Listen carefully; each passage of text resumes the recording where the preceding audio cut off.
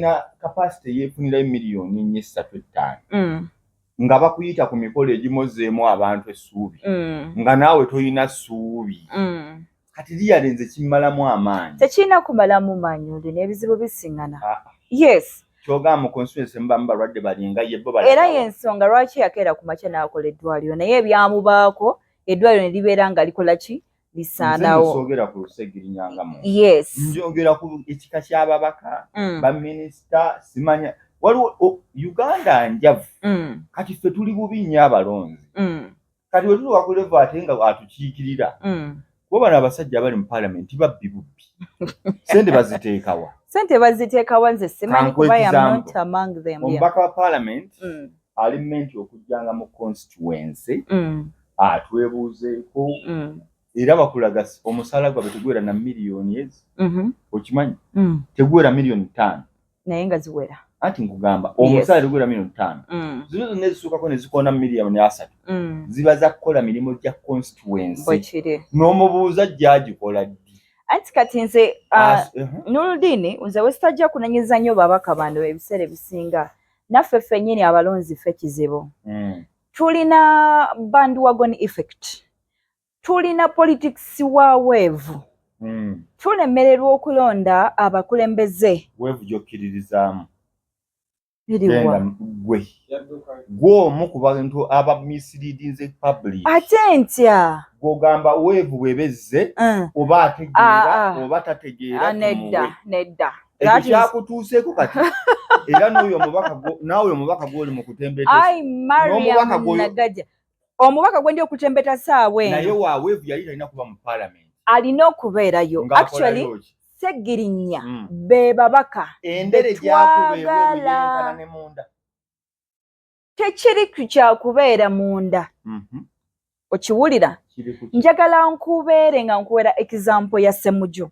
nze nsula mu Kira municipality Ssemujju ye mubaka wange antwala ani asinga Ssemujju okuba endere ku fulo ya parliament naye tuukako mu Kira nze nkavarinze amawulire Ssemujju ye MP gwe sitamanyi waabwe gyakulembera ku ground okitegeera kati yeyo bandwagon effect gyenkugambye yeyo weevu gyenkugambye kati gwe tuyolooza Ssemujju mubaka oba Segirinya mubaka bonna oba gwolondaani mu Uganda yawani no tuli b'amawulire ebya Uganda tubiveeko bw'oba gwe ng'oyagala parliament tetugenda kulivinga World Bank nti issue waliwo ensonga ya World Bank olina Segirinnyawo ne Ssemujju ng'anda Segirinya olinga tenaba musiba bombi amusibe n'atali bombi bubagatte kati nze nja kulonda Segirinya mbuuza lwaki World Bank yes nja kulonda Segirinya kuba kati nze Ssemujju bwe nninya ku fulo ya parliament nenjogera nga tekigenda kuleetawo any impact or any change lindako malirize nga tekigenda kuleetawo any impact any change nze kati Segirinya nenzireka Wempe North ne empowalinga abantu bange nembalobingira nengezaako okubasembereza ebyo yes World Bank ensonga ya World Bank eri nti kutujjako buyambi so kati ate guddamu bantu nobalobinga ate buli muntu abadde alobinga mu World Bank kati nze nina mukwano gwange honorable we gundi Nakawa East Engineer Ronald Balimwezo alobingira abantu b'enkoko obuma obwokuba chips ebintu ntwe bwe bityo talobinga mu World Bank okitegeera meaning kati Uganda walero gye tulimu we need people like Balimwezo Segirinya yes gwe bw'oba ogamba nti abantu balondera ku bandwagon na weevu ng'ate gw'omu ogamba Segirinya yali asaanidde kati n'abeeri baleke kubanga mwenna mulonda atunyumidde omuzaana wa Kabaka ge manya gange Mariam Nagaja mugamba mutya mikwano gyaffe abatugoberera wano ku Megatron mwebale kubanga ate mu bikwasaganya mwebale kubanga ate mutugoberera tubufuna bu feedback eyo mukulu Megatron waba atambula eyo ne mugamba mumwagala nnyo zana waba atambula eyo Isaac manager ate yo kikabukanga newe twogerera saawa eno bannange omwana yakitukoze but anyway ebyo buli muntu byasinga okubanga yaya ayayanira waba Mwebale kola mikwano gyaffe abasinzirireyo mu America, abasinzirira e London, abasinzirira Saudi Arabia, Dubai, South Africa, Tanzania, Kenya, Uganda. Tuba appreciating okuba nga ate mutulonzeeyo mu bangi ne mugamba Affe tujja kuba nga tulindira updates okuva wano ku Megatron wetuli era nga tubasuubiza okuba nga ate tutambula nammwe paka ensonga lwaki mutulaba misana na kiro ffe tubeera nga ate munange tukuwa updates naye nga sinaba kuba nganconnectinga ne omwana mulenzi Megatron moze njagala okuba nga ate mbagamba mu mikwano gyange nti omuzaana Mariam ndi ku Facebook amanya akozesa omuzaana Karid Mariam, TikTok, Threads and Instagram ojja kuba nga owandikamu omuzaana Mariam, then Twitter Mariam Nagaja. Njagala okuba ate nga nkutegeezako gwe wenna ali eyo nga oyagala okubaako kyeweekolera back home naye nga tolina bantu beesigwa abagenda okuba nga bakuyambako mu bintu nga okusupervisinga site yo oyagala okuzimba naye abantu tebali trustworthy akugamba twagala sementi 10 but in actual sense twetaaga sementi obusawo 8 weekwate ba omaza at your service bagenda kuba nga bakuyambako n'okola ebintu ebirala okuinspectinga ettaka lyo bakulambulire oli akugambye nkugulidde poloti eri ku lukalu but in actual sense poloti eyo eri mu lutobazi awo muweereza ssente akole business agambye buli kimu kyonna sitoko mwali but in actual sense nga temuli kati ojja kuba nga otuma aba omaza at your service babeere nga bakulambulira ebintu byo bakusupervisingira site okuva ku musingi nga bapima ebisenge byonna byoyagala buli kimu kyonna kyoyagala kuba ku 0756 11 74 0756 11 74 86 tubeere nga ate munange tukwasaganya enamba eyo ojja kuba nga ate oyogera nange kenyini omuzaana Kabaka Mariam Nagaja ku WhatsApp kwendi WhatsApp kwoli tujja kuba nga ate munange tubeerawo for your service. Megatron, I'm yours now. Ogamba otya? Ndi okay. Ensonga ya Segirinya. Ensonga ya Segirinya. Yetuleseza nanaku lwalera. Ekyokulwala bakibuuza. Anti wala tumanyi. Koza abantu abamu tebamanyi Segirinya tandika jjo okulwala. Ensonga ya Segirinya. Oba ku parliamenti, ebigenda maaso, eri gy'oli, eno gy'oli. Yeah. Bannayuganda abatugoberera wano ku Megatron, first of all, njagala okuba nga nsaasirako omwana mulenzi Muhammed Segirinya olw'obulwadde obumubala embirizi n'abantu abalala mwena abalina obulwadde obubaluma ng'oli awo olukubala embirizi. I really feel sorry era nga nsaba Allah omujjanjabi asinga amaanyi asinga obukulu abeere ng'abawonya. But Segirinya abazze bagobererako Segirinya tumanyi biki ebadde bitambula mu bulamu bwe. Era ng'omuntu ow'obulijjo ofuna obulwadde n'olwala. But recently, a few years back, twategerako nti Segirinya baamusiba ne baba nga ebintu by'ebijambiya e Masaka byonna mubimanyi. But Segirinya yalina obulwadde bwe bwesajja kugamba cause omuntu osobola okubeerawo ng'olina ulcer, olina cancer, olina typhoid, whatsoever. Naye ng'ozze omanye engeri gy'otwitingamu obulamu bwo. Kati Segirinya ono okugenda mu kkomera, omanyi abantu abasinga twekyawa.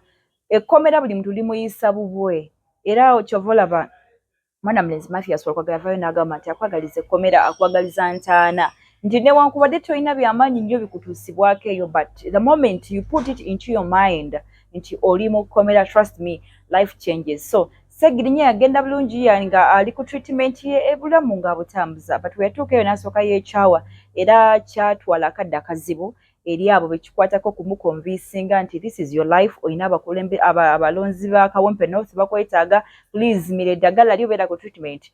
Segirinya naba nga akola ki addamu kati kaliko yali ekyanzeemu konze mbikoye biki like he had given up on life naba nga neglecting a treatment obulamu ne buddamu ne bukyuka but later yaddamu naye era nga bw'okimanyi nti omuntu olina okuba nga okola ki ekirwadde bwe kibeerawo trust me tosobola kubeera 100% sure nti wotreatinze this time round kati ekiwonye. So obulwadde bwa Segirinya bugenze bubeera bwe butyo of course n'ebirala bino bistories betuwulira nti simanyi bamukubye bino bamuliisa bino ebyo sisobola kubeera sure webanga yakyogera then tulina okukikkiriza kuba kyava mu kamwa ke. Kati we tumulaba nga ssaawa eno nga mulwadde tulina okuba nga ate tukola ki tumusaasira naye nze obulwadde bwe kubira babale ku TikTok ayogera ne Muhammed Nsereko obuyambi tewali parliament ekola ki ababaka balina okubakola ki nga tetunatuuka ku Bobi Wine kama mbagenda musasula bizi zonna tutandikirewa omuzaana tutandikire ku okubira Muhammed Nsereko lwaki buli omu akubira Muhammed Nsereko yafuuse president wa Uganda president w'abalwadde no buli muntu mwezi obwako n'omuntu akwanguyira Segirinya okuvaayo nakubira Muhammed Nsereko. By the way, njaga okumubuuzaako is my friend. Leero tubadde tunyumyanyumyamuuko but is really a nice person. Era kati oluvama yavaayo n'amufuula mukwano gwe Muhammed Nsereko. You my friend, I know you know me, and I really appreciate you omutima ogwo omulungi. Kati moze nayo mwennyini bw'okeera ku makya ng'olina obuzibu. Olinako abantu bo okitegeera bw'osobola okeera ku makya n'ogamba nti nze ono agenda kukola bw'ati ono agenda kukola bw'ati. Kati Segirinya okuvaayo n'akubira Muhammed Nsereko sikirabamu sitaani. Embeera ekusukkako ne bwebuuza nkoze ntya nzirukire waani. Kati mwoyo wakujjira n'akugamba nti call this person ate nga already mubadde mulinamu enkolagana oba osobola okola ki okweyambisa omuntu oyo. Nate kinyuma nnyo omuntu oyo naba nga respondinze positively. So sikirabamu bukulu okuba nti oba mboba Nsereko yafuusaani no. Anti abanuupu abamu bavaayo banaabo omanyi nuupu buli omu ayogera buli alina essimu yeeteeka live nayo si nuupu yekka naawe olina essimu oyogera oli wa nuupu anti ngamba be boogera omuntu avuddeyo n'agamba nti Muhammed Nsereko ali ku mission ya Museveni etya mujja buli wamu yeyeesuulawo Museveni bw'alina be yamutuma aina be yamutuma of which we cannot be sure. Omanyi politics w'ennaku zino tulina obulwadde twayingiramu western politics. Ffe edda wano abakulembeze baffe tebaali nnyo bakwogera naye this colonial politics bali abazungu beeri bafugira ku bigambo politician najja n'ayogera ffe edda olaba n'obukulembeze bwaffe bwe tulina right nawe nti w'otunulira bakabaka baffe teboogera tunulira Ssaabasajja Kabaka tamala gwogera wavuddeyo n'ayogera era owulira nga ensi ewuuguma. Tunulira Kabaka oba bamuyita Owettoolo oba bamuyita ani oyo his title I'm forgetting owoyo Owettoolo oyo Nnyimba yes tamala gwogera tunulira ne bali Kabaka baffe abakola ki abaazaawo edda tebayogera tunulira right now ki Abazinga owa Busoga tamala gwogera okitegeera yoyo politics waffe abakulembeze baffe betwalina nga tetunnaba kulumbibwa buno obukulembeze bw'abakyeruppe abaatwonoona obwongo obwongo ne babukyusakyusa nti for a good politician olina kubeera ng'oyogera nnyo n'olinya katuuti n'oyogera kino kati ate tulina omukisa omubi nti kati kispreadinze ne muba upcoming leaders nti omwana akeera ku makya nga ayagala okubeera kansala n'atandika kubuukira munnaaliwo n'atandikira kubuukira oli ali mu positioni n'ayogera kati ne bano bonna betulaba abali ku social media aboogera kino na kiri tetubanenya nnyo kubanga balabira ku politicians baffe ate nga tubikopa eri mu western countries nti bo ebyobufuzi byabwe byakwogera bwogezi oli n'alinnya katuuti n'ayogera kiri but when we come to action world olaba nga batono nnyo so tusabe nnyo politics ono atugwemu politics oba okwogera obwogezi let us learn how to act more than okuba nga twogera bwogezi kati abaana ba Nuupu okuvaayo abamu ne baba nga boogera ku nsonga ya Segirinya ne baba bagamba simanyi Segirinya ali ku mission Museveni alina be yamutuma at least mumanyi Mukama nsaasidde nkavalinzeko amawulire mu parliament nti olinnya ku floor ya parliament okubanga ogenda okwogera ku kintu okola ki olina okubeera ne evidence waliyo omwana alina evidence nga akakasa nti Segirinya baamutuma okubaako abantu baleeta oba nedda gwe wobanga toli sure nti baamutuma then tulekerawo ku spreadinga propaganda ate nyigira nnyo n'abantu abalaba nga omuntu ali mu mbeera enzibu gwe woositukira okubanga okola ki ng'oyogera Segirinya okuvaayo n'ayita Nsereko okubanga amuyamba omuyambi wa Segirinya is called Alex is my personal friend Era this week over the other week, when was it? I'm forgetting the actual day. Bakola press conference ku office ya Segirinya yennyini nyini ku Starbucks Gayaza Road. Era nanga was among the journalists be bayita nga baagala okwogera ku mbeera ye nakyo kye batuuseeko nawa. First of all, ababaka sina ebiseera ebisinga bwe kirina okubeera nga bookera ku makya nobanga okola mu Megatron eyo erinako bufavors bwewa abakozi baayo nti omukozi woba olwadde bakola bwe bati bakuwa ennyumba oba bakola bwe bati okitegeera ne parliament wekiri ababaka balina medical insurance n'abantu ababalinaanye oba abaana baabwe oba bakyala baabwe okitegeera kati ebyo byonna favors ezo okuzifuna olina kubanga ogoberedde mitendera. First of all, njagala okutangaza Abannayuganda abavaayo ne bagamba nti excuse me, ntera okusimya ngene sagala ezikire gicharging abantu okuvaayo ne mukeera ku makya ne mugamba nti Segirinya addukidde wa Nsereko kubanga is being neglected by oba maybe party ye by oba the parliament. It is not true. Segirinya okukeera ku makya n'afuluma n'agenda yehadde oba ali Netherland gye bali okumujjanjabira teyayita mu mitendera mituufu yakikola ye nga ye omuntu kubanga I feel si kwetumiikiriza alabika yalina obusobozi okitegeera naye ebiseera ebisinga tulabyeko ababaka bangi nga abakola ki ababaka abo nga we balwala bafuna obujjanjabi. Tulinako Nambooze parliament yamujjanjabako. Nambooze ali opposition negatiddwako Noludini Ntege bo beerabirira ku ddi nabo beeremerera abaani ababaka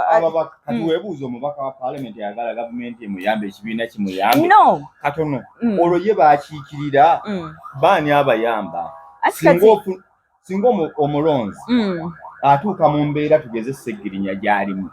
Nambooze gy'alimu oyaddukirawa anti kati awe kiddirayo eri ku Basegirinya wekiddirayo eri ababaka kuba be babagamba ki amateeka ate era be bagenda okubanga bakiikirira abantu baabwe anti be balina okuteekayo ebirowoozo ebyo era nze kyobalaba embeera eyo bw'etuuka ku bantu ng'abo nsanyuka.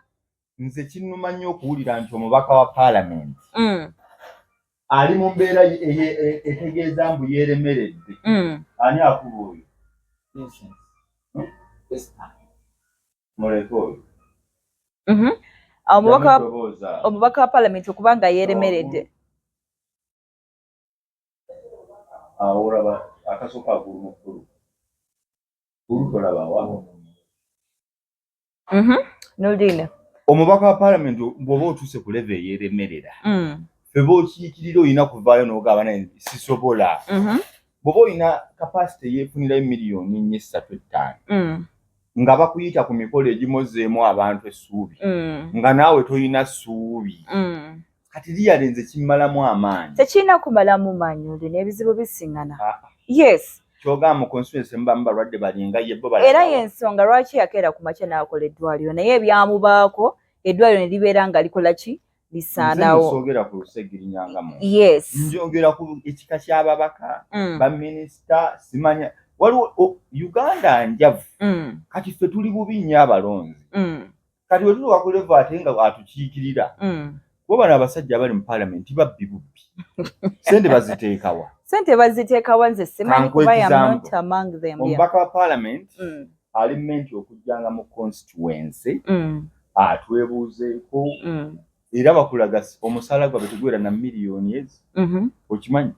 tegwera miliyoni 5 naye nga ziwera ati nkugamba omusaala tegwera miliyoni 5 zino zonna ezisuukako ne zikoona miliyoni 3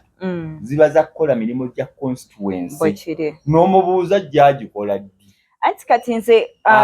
Noludini nze wesitajja kunenyiza nnyo babaka bano ebiseera ebisinga naffe ffennyini abalonzi ffe kizibu tulina bandwagon effect tulina politics wa weevu tulemererwa okulonda abakulembeze weevu gyokkiririzaamu biriwa gw'omu ku bantu abamisiriidinze public ate ntya gw'ogamba weevu bwebezze oba ategeera oba tategeera nedda ekyo kyakutuuseeko kati era naawe omubaka gw'oli mu kutembeetesa Mariam Nagaja omubaka gwendi okutembeta saawe naye wa Wave yali talina kuba mu parliament alina okubeerayo actually Segirinya be babaka endere gyakubebwa ne munda tekiri kyakubeera munda okiwulira njagala nkubeere nga nkuwera example ya Ssemujju nze nsula mu Kira municipality Ssemujju ye mubaka wange antwala ani asinga Ssemujju okuba endere ku floor ya parliament naye tuukako mu Kira nze nkavarinza amawulire Ssemujju ye MP gwe sitamanyi waabwe gyakulembera ku ground okitegeera kati yeyo bandwagon effect gyenkugambye yeyo Wave gyenkugambye kati gwe tuyolooza Ssemujju mubaka oba Segirinya mubaka bonna baba gulondani mu Uganda yawana no tuli ba mawulire bya Uganda tubize boba gwe ngoyagala parliament tetugenda ku livinga World Bank nti issue waliwo ensonga ya World Bank oyina Segirinyawo ne Ssemujju nganda Segirinya olinga tanaba musiba bombi amusibe n'atali bombi bubagatte kati nze nja kulonda Segirinya mbuuza lwaki World Bank yes nja kulonda Segirinya kuba kati nze Ssemujju bwe nninya ku floor ya parliament nenjogera nga tekigenda kuleetawo any impact or any change lindako malirize nga tekigenda kuleetawo any impact any change nze kati Segirinya nenzireka Wempe North ne empowering abantu bange ne mbalobingira nengezaako okubasembereza ebyo yes World Bank ensonga ya World Bank eri nti kutujjako buyambi so kati ate gudde mu balobinga ng'atolina kulobinga ate buli muntu abadde alobinga mu World Bank kati nze nina mukwano gwange honorable we gundi Nakawa East Engineer Ronald Balimwezo alobingira abantu b'enkoko obuma obwokuba chips ebintu ntwe bwe bityo talobinga mu World Bank okitegeera meaning kati Uganda walero gye tulimu we need people like Balimwezo Segirinya yes gwe bw'oba ogamba nti abantu balondera ku bandwagon na Wave ng'ate gw'omu ogamba Segirinya yali asaanidde kati n'abeeri baleke kubanga mwenna mulonda atunyumidde anti kati kyo kyenkugambye that's the problem we have senga Uganda tuddayo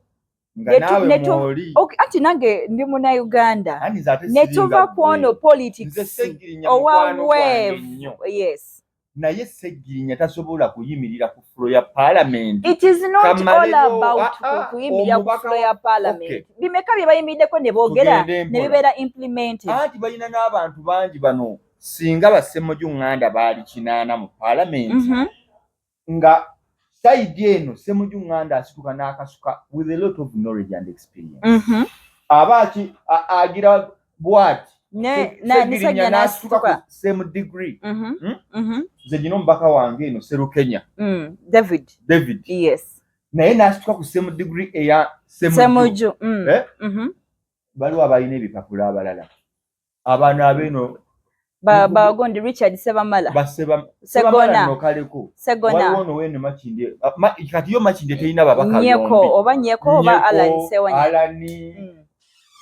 bw'obigattagattamu that was the Wave si babi okuvaayo naye kye tugamba are you sure the parliament you want y'abantu bajja kuziika kuba Segirinya amaanyi ge we gali buli omu waayogera ku street tasaaga mu kulobinga abantu yali akisobola yabikola nga talina mu parliament abikola nnyo yabikola nga talina mu parliament yes kati abo balina emirala gye basobola okukola nga tebali mu parliament nedda parliament ya bwongo nedda nze Nurdin lwaki nnemerako Segirinya mwagala tewali agambye nti tomwagala but issue yange egamba bw'oba ogamba nti weevumbi ne Segirinya aveeyo nedda ati kati gw'oli ku kiyakolera ground naye kikyakoledde ground mu parliament labayo Uganda ya leero amaanyi Segirinya ge yakola mu constituency agakoze mu parliament ate agagazaayo ki ate yagenda kukola ki nedda labayo yatugamba tumusindikeyo njagala bintu bingi nze omanyi Nurdin ekisinga okumalamu amaanyi and ensonga lwaki nnemerako nti mu Uganda ya leero we need people like Segirinya okitegeera abo balina kuba beero si 5 lindako bameya b'ebyalo nedda twetaaga abantu abo bajja kugona lwaki abantu ba celebrating lindako lwaki abantu twalina prime minister yavaako yani Lwahana Lugunda ne batuleetera Nabbanja lwaki abantu basanyukira nnyo Nabbanja the ground prime minister more than the office prime minister Lugunda balina kubeera balalu if they are not happy about her okiwulira right now what we need at least Nabbanja agezezzaako ensonga bbiri ezaalema Lugunda Nabbanja zaakoze Nabbanja napanja yeggwe Nabbanja ebintu byakoze newankubadde nti ebimu they have been failed of which tojja kukiremerako tabibamanga Nabbanja yagaba ebijanjalo ebivundu kati labayo kankugambe eno example ngenda kujiwa ku President Museveni yennyini nyini kale mpayo bibiri Nabbanja byakola nedda kansooke nkuwe ogambye nti abamma Nuruddin oba kati kanve ku Museveni kanzira ku Nuruddin ngati njagala kyendiko President Museveni bakira ku makya ne tumukuba amagi ne twogera bina betwogera naye nga wakidde ku makya n'otuula naye n'owulira engeri gyagalamu Abannayuganda engeri gyagalamu abantu be ensi ye okitegeera ye naaba nga alina manifesto ye bwetyo abantu abamuyambako ku implementinga manifesto ye bebakola ki bebamuleetedde okufeidinga kati ekimu ne Nabbanja ideas zibawo ebintu nebijja okiwulira nze ebbanga lyemmaze nga ntegeera mu bwa Mariamu bwange ebintu ebimu kale newe liba ttono yes omaze ebbanga kingotegeera ebbanga tuliveeko naye nze ndi deep inside me Nuruddin labayo ebintu byonna bye Nabbanja nga bikolebwa nga ali mu office eyo mbadde sibirabangako okiwulira tulina enteekateeka ya PDM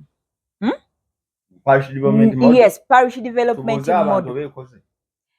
weba tekoze Nabbanja si ensonga lwaki effe yirinze ifeffe nnyini bwe bagireetedde eno emitwalo 10 gino egya COVID-19 nti tuba n'abantu betuwaayiriza nti balungi naye lw'ojjayo olupapula nti motiikingi but no one is perfect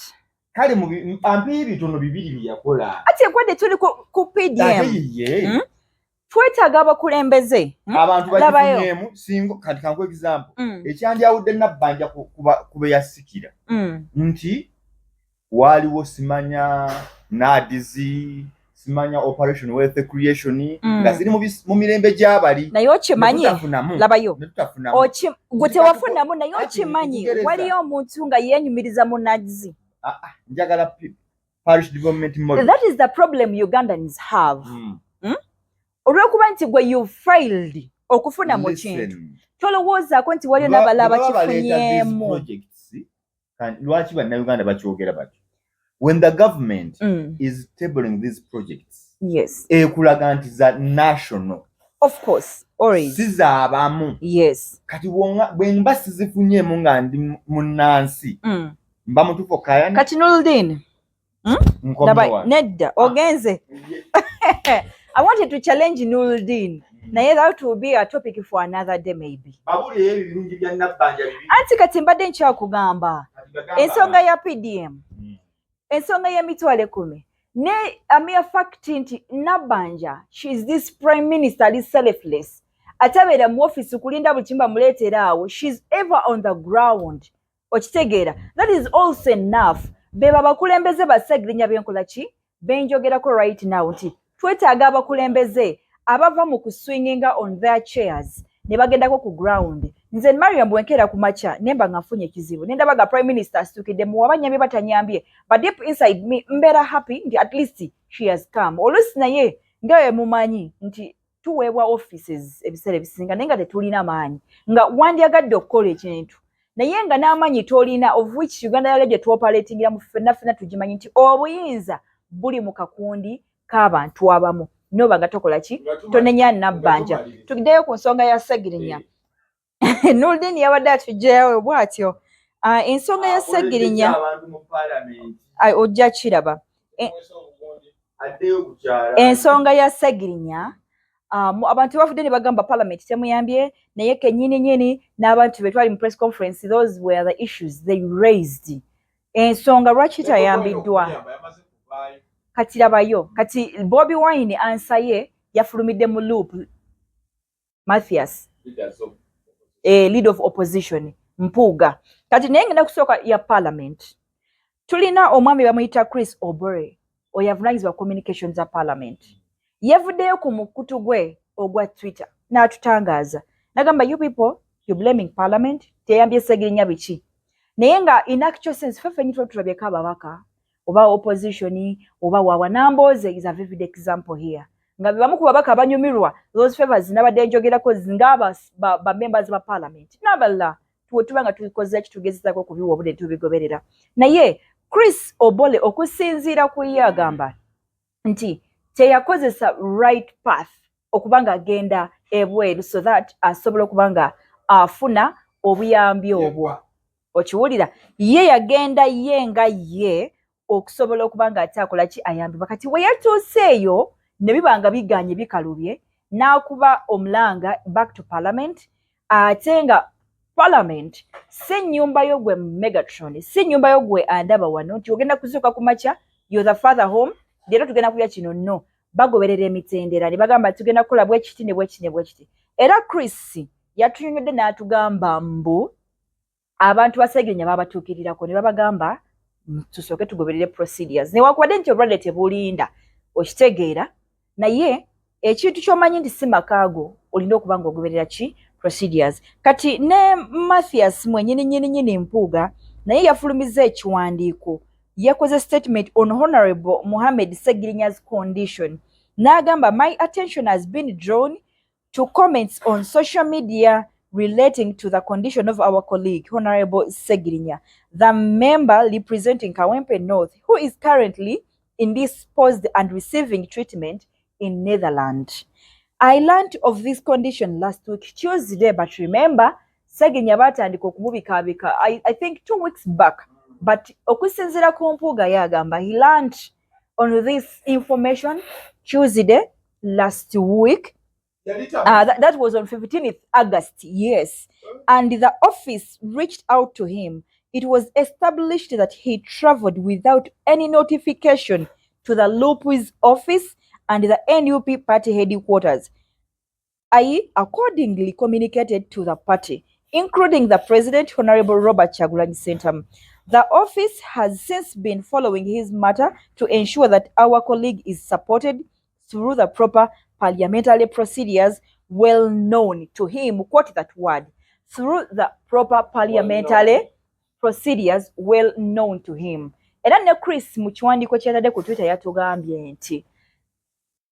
ebintu ebimu tulekeraawo kubiddukizanga ku social media. That is what I always tell people. Nti ogenda kufuna ekintu oddukira ku social media to get the public sympathy. By the end of it all, you're going to get that public sympathy. But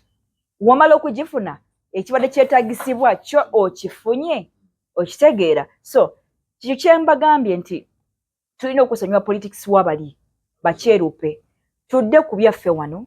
tugoberere bwe tulina okuba nga tukola ki. Being an opposition member tekikwetera kubanga ate procedures ezibafuga okola ki ozibuusa amaaso. Yes. Bobi Wine okusinziira kuba he also posted nti Bobi Wine yagambye mbu agenda kola ki okubanga okumuyamba, which is very very okay. Era yavudde n'agamba he is very safe. Bobi Wine offered to clear all his bills. I really thank him, President. Mwebaza okubanga nti akoze ki avuddeyo ekyo. Naye kati kino kituwa ekyokuyiga ffe abasigaddeyo abakulembeze nti okugenda ku social media n'olekana n'okubakerere n'okutya biki tubalabise yafuka tubalabise waliwo awamu watajja kolera okitegeera. Tukkirize tugoberere emitendera egirina okubanga giyitibwamu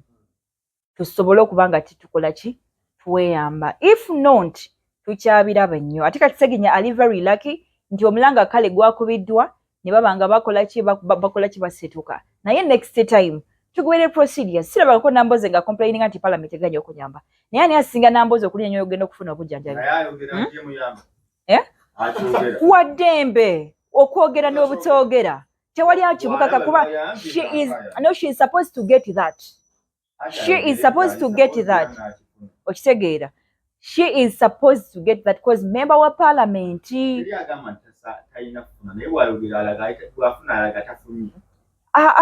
ebyo birala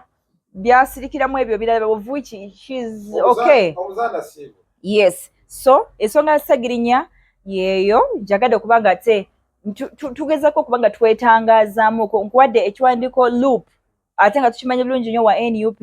kyeyavudde n'atutegeeza no nakukwasaganya communications za parliament Chris Obole naye kyeyakoze kyeyatutegeezezza kati ekyokuyiga ekiriyo ekisigadde eri ffe bannayuganda nti public sympathy oluusi tejja kubanga ekola ki ng'etuyamba ate n'ekirala tuyige bannange okubanga tweteekerateekera tulemewo okubanga tuka mu mbeera tutandike okubanga kikola ki tufuukira abantu